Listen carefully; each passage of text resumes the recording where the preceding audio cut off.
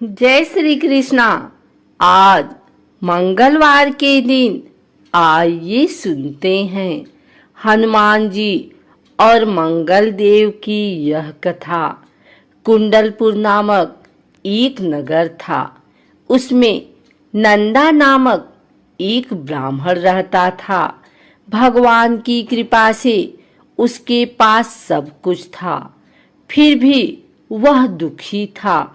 इसका कारण यह था कि ब्राह्मण की स्त्री सुनंदा की कोई संतान न थी। सुनंदा पतिव्रता थी, भक्ति पूर्वक श्री हनुमान जी की आराधना करती थी। मंगलवार के दिन व्रत करके अंत में भोजन बनाकर हनुमान जी का भोग लगाने के बाद स्वयं भोजन करती थी। एक बार मंगलवार के दिन ब्राह्मणी गृह कार्य की अधिकता के कारण हनुमान जी को भोग न लगा सकी, तो इस पर उसे बहुत दुख हुआ। उसने कुछ भी नहीं खाया और अपने मन में प्रण किया कि अब तो अगले मंगलवार को ही हनुमान जी को भोग लगाकर अंजल ग्रहण करूंगी। ब्राह्मणी सुनंदा प्रतिदिन भोजन बनाती, श्रद्धा पूर्वक पति को खिलाती, परंतु स्वयं भोजन नहीं करती और मन ही मन श्री हनुमान जी की आराधना करती थी। इसी प्रकार 6 दिन गुजर गए और ब्राह्मणी सुनंदा अपने निश्चय के अनुसार भूखी प्यासी निराहार रही। अगले मंगलवार को ब्राह्मणी सुनंदा प्रातःकाल ही बेहोश होकर गिर पड़ी। ब्राह्मणी सुनंदा की इस असीम भक्ति के प्रभाव से श्री हनुमान जी बहुत प्रसन्न हुए और प्रकट होकर बोले, सुनंदा, मैं तेरी भक्ति से बहुत प्रसन्न हूँ, तू उठ और वर मांग। सुनंदा अपने आराध्य देव श्री हनुमान जी को देखकर आनंद की अधिकता से विह्वल हो श्री हनुमान जी के चरणों में गिरकर बोली, हे प्रभु, मेरी कोई संतान नहीं है, कृपा करके मुझे संतान प्राप्ति का आशीर्वाद दे। आपकी अति कृपा होगी। श्री महावीर जी बोले, तेरी इच्छा पूर्ण होगी। तेरी एक कन्या पैदा होगी, उसके अष्टांग प्रतिदिन सोना दिया करेंगे। इस प्रकार कहकर श्री महावीर जी अंतर ध्यान हो गए। ब्राह्मणी सुनंदा बहुत हर्षित हुई और सभी समाचार अपने पति से कहा। ब्राह्मण देव कन्या का वरदान सुनकर कुछ दुखी हुए, परंतु सोना मिलने की बात सुनी तो बहुत प्रसन्न हुए। विचार किया कि ऐसी कन्या के साथ मेरी निर्धनता भी समाप्त हो जाएगी। श्री हनुमान जी की कृपा से वह ब्राह्मणी गर्भवती हुई और 10वें महीने में उसे बहुत ही सुंदर पुत्री प्राप्त हुई। यह बच्ची अपने पिता के घर में ठीक उसी तरह से बढ़ने लगी जिस प्रकार शुक्ल पक्ष का चंद्रमा बढ़ता है। 10वें दिन ब्राह्मण ने उस बालिका का नामकरण संस्कार कराया। उसके कुल पुरोहित ने उस बालिका का नाम रत्नावली रखा, क्योंकि यह कन्या सोना प्रदान किया करती थी। इस कन्या ने पूर्व जन्म में बड़े ही विधान से मंगल देव का व्रत किया था। रत्नावली का अष्टांग बहुत सा सोना देता था। उस सोने से नंदा ब्राह्मण बहुत ही धनवान हो गया। अब ब्राह्मणी भी बहुत अभिमान करने लगी। समय बीतता रहा। अब रत्नावली 10 वर्ष की हो चुकी थी। एक दिन जब नंदा ब्राह्मण प्रसन्नचित्त था तब सुनंदा ने अपने पति से कहा, मेरी पुत्री रत्नावली विवाह के योग्य हो गई है, अतः आप कोई सुंदर तथा योग्य वर देखकर इसका विवाह कर दें। यह सुन ब्राह्मण बोला, अभी तो रत्नावली बहुत छोटी है। तब ब्राह्मणी बोली, शास्त्रों की आज्ञा है कि कन्या 8वें वर्ष में गौरी, 9 वर्ष में राहिणी, 10वें वर्ष में कन्या, इसके पश्चात रजस्वला हो जाती है। गौरी के दान से पाताल लोक की प्राप्ति होती है, राहिणी के दान से बैकुंठ लोक की प्राप्ति होती है, कन्या के दान से इंद्रलोक के सुखों की प्राप्ति होती है। अगर हे पति देव रजस्वला का दान किया जाता है तो घोर नरक की प्राप्ति होती है। इस पर ब्राह्मण बोला, अभी तो रत्नावली मात्र 10 ही वर्ष की है और मैंने तो 16-16 साल की कन्याओं के विवाह कराए हैं, अभी जल्दी क्या है।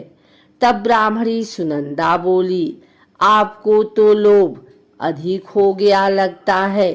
शास्त्रों में कहा गया है कि माता पिता और बड़ा भाई रजस्वला कन्या को देखते हैं तो वह अवश्य ही नरकगामी होते हैं। तब ब्राह्मण बोला, अच्छी बात है, कल मैं अवश्य ही योग्य वर की तलाश में अपना दूत भेजूंगा। दूसरे दिन ब्राह्मण ने अपने दूत को बुलाया और आज्ञा दी कि जैसी सुंदर मेरी कन्या है वैसा ही सुंदर वर उसके लिए तलाश करो। दूत अपने स्वामी की आज्ञा पाकर निकल पड़ा। पंपई नगर में उसने एक सुंदर लड़के को देखा। यह बालक एक ब्राह्मण परिवार का बहुत गुणवान पुत्र था। इसका नाम सोमेश्वर था। दूत ने इस सुंदर व गुणवान ब्राह्मण पुत्र के बारे में अपने स्वामी को पूर्ण विवरण दिया। ब्राह्मण नंदा को भी सोमेश्वर अच्छा लगा और फिर शुभ मुहूर्त में विधि पूर्वक कन्या दान करके ब्राह्मण ब्राह्मणी संतुष्ट हुए। परंतु ब्राह्मण के मन तो लोभ समाया हुआ था। उसने कन्यादान तो कर दिया था पर वह बहुत खिन्न भी था। उसने विचार किया कि रत्नावली तो अब चली जावेगी और मुझे इससे जो सोना मिलता था वह अब नहीं मिलेगा। मेरे पास जो धन था कुछ तो इसके विवाह में खर्च हो गया और जो शेष बचा है वह भी कुछ दिनों पश्चात समाप्त हो जाएगा। मैंने तो इसका विवाह करके बहुत बड़ी भूल कर दी है। अब कोई ऐसा उपाय हो कि रत्नावली मेरे घर में ही बनी रहे, अपनी ससुराल ना जावे। लोभ रूपी राक्षस ब्राह्मण के मस्तिष्क पर छाता जा रहा था। रात भर अपनी सैया पर बेचैनी से करवटें बदलते बदलते उसने एक बहुत ही क्रूर निर्णय लिया। उसने विचार किया कि अब रत्नावली को लेकर उसका पति सोमेश्वर अपने घर के लिए जाएगा तो वह मार्ग में छिपकर सोमेश्वर का वध कर देगा और अपनी लड़की को अपने घर ले आवेगा, जिससे नियमित रूप से उसे सोना भी मिलता रहेगा और समाज का कोई मनुष्य उसे दोष भी नहीं देगा। प्रातः काल हुआ तो नंदा और सुनंदा ने अपने जमाई तथा लड़की को बहुत सारा धन देकर विदा किया। सोमेश्वर अपनी पत्नी रत्नावली को लेकर ससुराल से अपने घर की तरफ चल दिया। ब्राह्मण सुनंदा महालोभ के वशीभूत हो अपनी मति खो चुका था। पाप पुण्य को उसे विचार न रहा। अपने भयानक व क्रूर निर्णय को कार्य रूप देने के लिए उसने अपने दूत को मार्ग में अपने जमाई का वध करने के लिए भेज दिया था, ताकि रत्नावली से प्राप्त होने वाला सोना उसे हमेशा मिलता रहे और वो कभी निर्धन न हो। ब्राह्मण के दूत ने अपने स्वामी की आज्ञा का पालन करते हुए उसके जमाई सोमेश्वर का मार्ग में ही वध कर दिया। समाचार प्राप्त कर ब्राह्मण नंदा मार्ग में पहुंचा और रुदन करती अपनी पुत्री रत्नावली से बोला, हे पुत्री, मार्ग में लुटेरों ने तेरे पति का वध कर दिया है। भगवान की इच्छा के आगे किसी का कोई वश नहीं चलता है। अब तू घर चल, वहां पर ही रहकर शेष जीवन व्यतीत करना। जो भाग्य में लिखा है वही होगा। अपने पति की अकाल मृत्यु से रत्नावली बहुत दुखी हुई। करुण क्रंदन व रुदन करते हुए अपने पिता से बोली, हे पिताजी, इस संसार में जिस स्त्री का पति नहीं है उसका जीना व्यर्थ है। मैं अपने पति के साथ ही अपने शरीर को जला दूंगी और सती होकर अपने इस जन्म को, माता पिता के नाम को तथा सास ससुर के यश को सार्थक करूंगी। ब्राह्मण नंदा अपनी पुत्री रत्नावली के वचनों को सुनकर बहुत दुखी हुआ। विचार करने लगा, मैंने व्यर्थ ही जमाई वध का पाप अपने सिर लिया। रत्नावली तो उसके पीछे अपने प्राण तक देने को तैयार है। मेरा तो दोनों तरफ से मरण हो गया। धन तो अब मिलेगा नहीं। जमाई वध के पाप के फलस्वरूप यम यातना भी भुगतनी पड़ेगी। यह सोचकर वह बहुत खिन्न हुआ। सोमेश्वर की चिता बनाई गई। रत्नावली सती होने की इच्छा से अपने पति का सिर अपनी गोदी में रखकर चिता में बैठ गई। जैसे ही सोमेश्वर की चिता को अग्नि लगाई गई, वैसे ही प्रसन्न हो मंगलदेव वहां प्रकट हुए और बोले, हे रत्नावली, मैं तेरी पति भक्ति से बहुत प्रसन्न हूँ, तू वर मांग।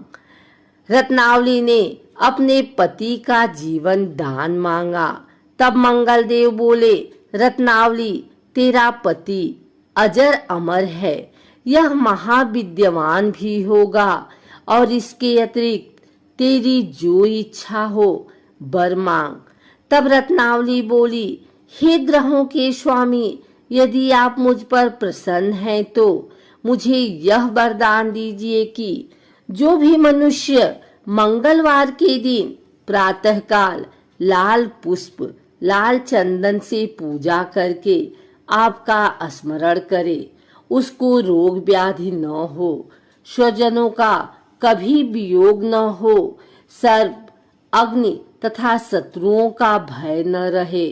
जो स्त्री मंगलवार का व्रत करे वह कभी विधवा न हो। मंगलदेव तथास्तु कहकर अंतर ध्यान हो गए। सोमेश्वर मंगलदेव की कृपा से जीवित हो उठा।